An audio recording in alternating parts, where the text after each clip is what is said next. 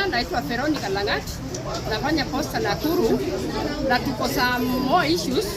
Moja ni nilichukua loan ya KCB Bank, ilikuwa over 1 million, employer garimit mpaka ikapaki 257,000, na tishiwa kila siku na auctioneers wanataka kukuja kwangu.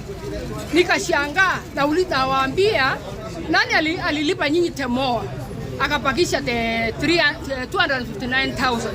Na shangaa again, somebody kama mimi niko na over 33 years kwa kampuni, nalipwa mshahara 24,000. Is that the salary of somebody of 30 something years? And then again, nikienda home naambiwa I'm not pensioned.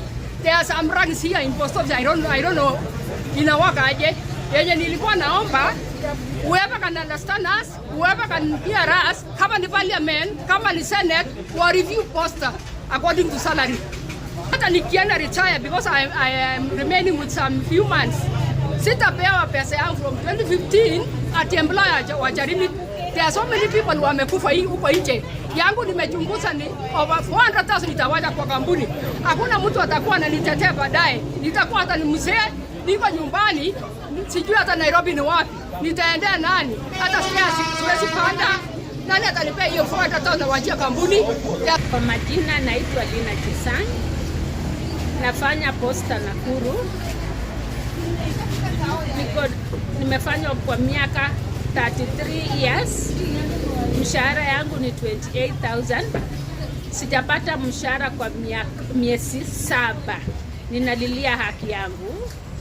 Naitwa Mrs. Sibora Vaiwa. Nimefanya kazi post office Nakuru over 35 years. Na ninalipwa 32,000. Na nisijalipwa sasa for 7 months.